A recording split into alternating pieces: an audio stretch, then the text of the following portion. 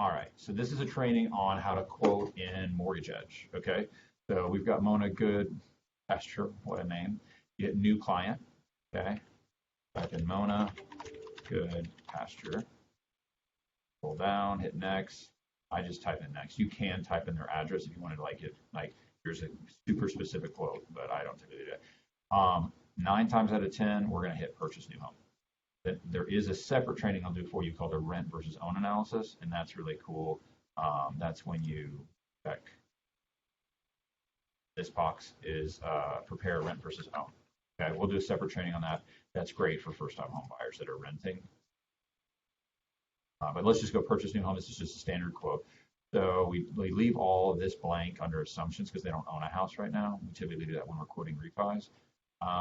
You can do this. You can get real slick where you can put in the amount of money they make, total non-mortgage debt, and it'll show them the tax benefits of home ownership. You can also put in an MC credit. It shows them the benefit of that. I'm not going to mess with that today. You can put a maximum mortgage payment, ideal mortgage payment in terms of notes, high price range, low price range from notes if you want. I don't typically do that just because I'm just focusing just on. So in terms of quote, it looks like you were putting like a 40% down option. So typically what I'll do on labeling is I'll just put 40% down, and then I'll maybe do like A, because I may quote like 2 options. Usually, almost always, you're going to put together at least 2 options. And then this is, scroll down, purchase price. Looks like you set it up at $200,000. Got a 40% down payment. All right. Now, in terms of quoting,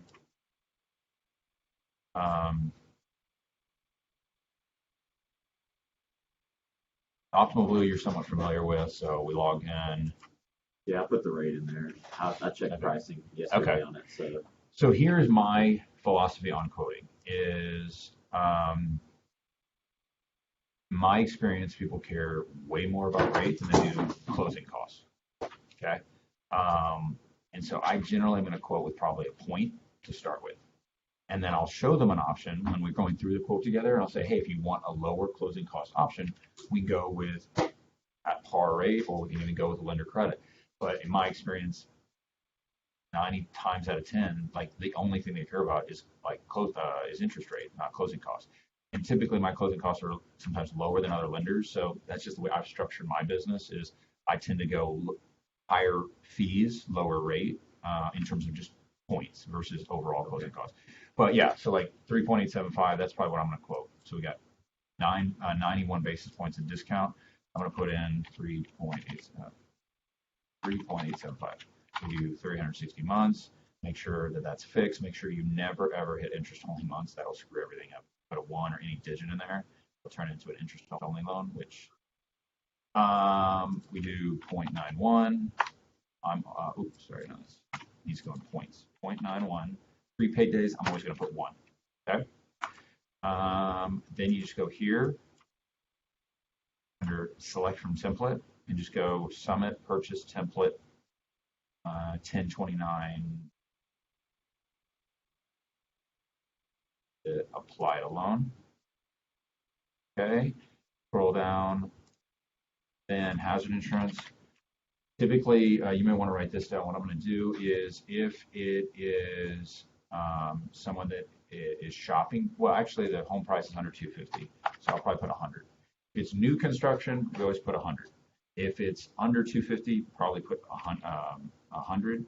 250 to 500, put 125. Anything over 500, put 150 a month.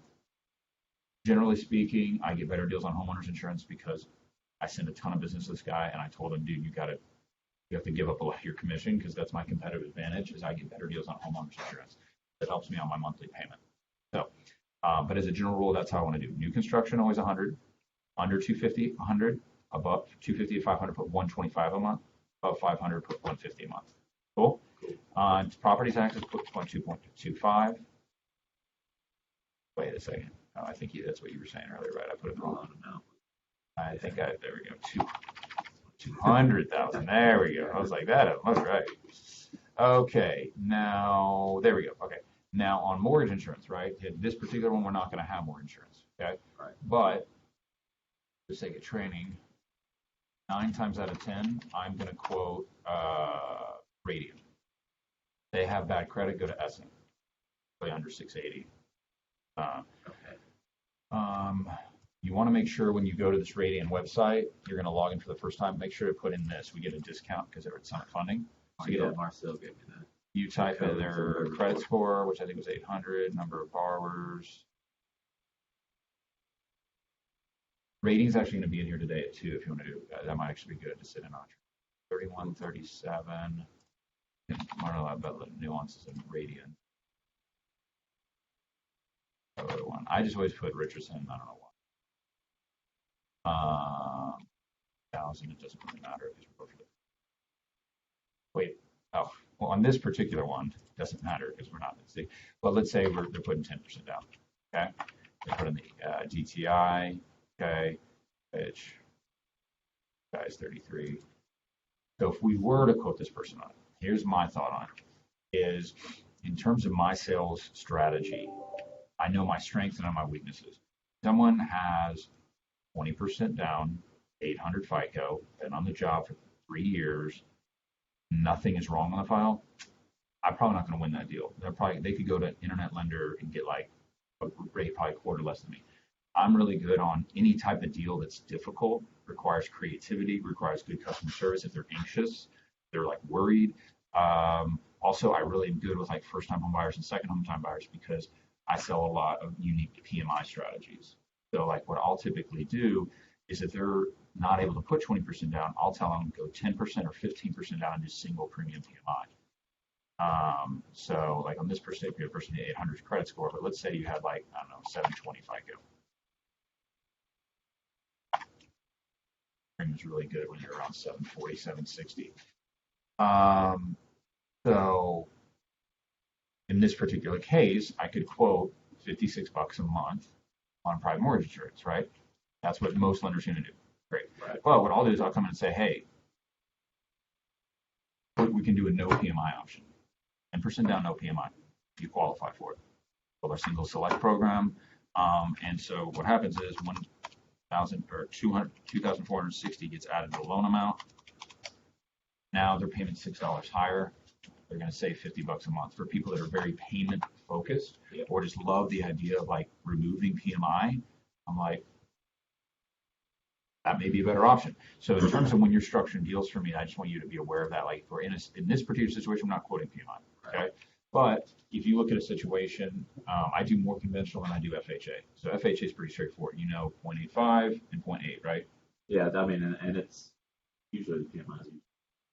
Yeah, FHA, it's always going to be set. Right. So 0.85, if it's 3.5% down, 0.8, if it's 5% down. Now, I believe maybe changing that at some point, or actually, I think it's the upfront mortgage insurance they're reducing that they've been talking about in Congress.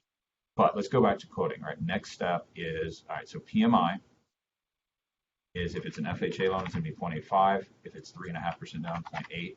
If it is 5% down. Yeah, that's okay. right around. In this particular case, but you just type in the percentage. So like, again, if it was here, you would just type in 0.34. Okay? 0.34 there. You're always going to put 3 months insurance, 3 months taxes. Always make sure you click that button. Don't forget to click that button and make sure you don't get confused. Click minimum in my months or put it in the wrong spot. It needs to go 3 for hazard insurance, 3 for taxes there. Okay. Cool. All right. The other thing, so that's your quote. We now have a quote. Okay. Now, if we are going to quote FHA or, like I said, single premium, it's FHA. You're going to click FHA. Then you're going to create this box down here. It'll be 1.75. Always make sure you hit add up front. They don't pay for. They don't pay for it. So you click that little button right there. Now, let's say we're going conventional, single premium, 10% down or something like that. And what happened is you come in and type this number, 1.2. That's rolled into the loan too, right? Yep, absolutely. It's not closing costs or anything. 99% of the time, we're going to roll it into the loan. There are times we will pay for it up front, but that's a little bit more of a unique situation. And so then you just add it in there. Does that make sense? Yeah. So you get a little few extra boxes when we're going to quote FHA or when we go single premium on the conventional side to get creative. But now we've got all that built in. So now what we can do is add another product. Nice is you have this option. So let's go. What we did is hit next to create a new template. Once you're done with that one? Yeah, I like to create a second quote. Okay. So then we do 40% down B.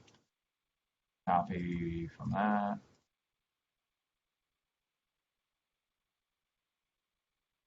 see here.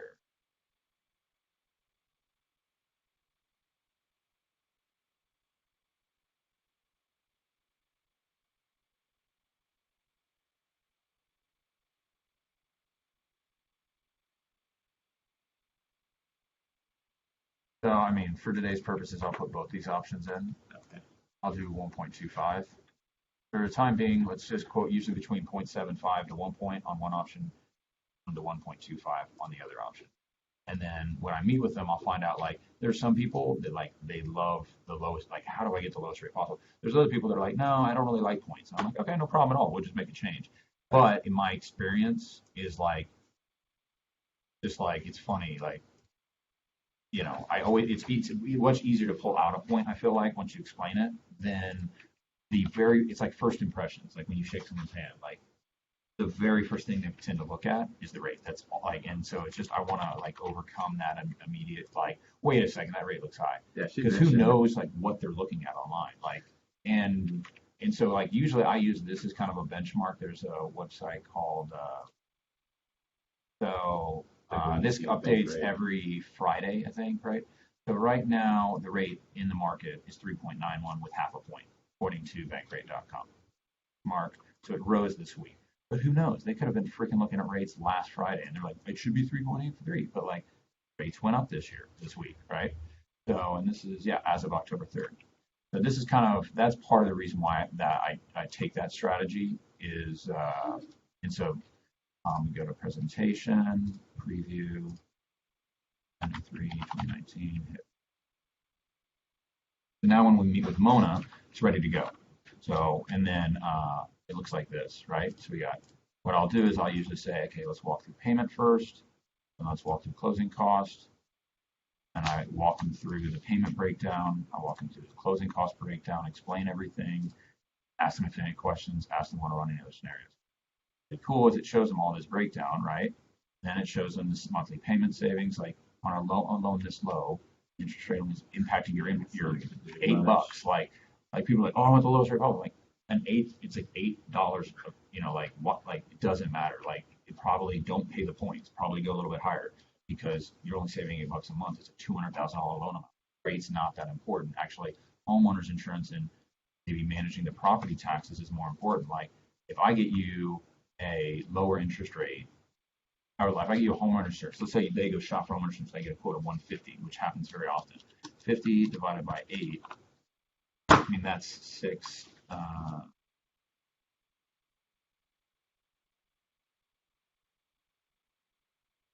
That's the equivalent of 3/4 lower interest rate.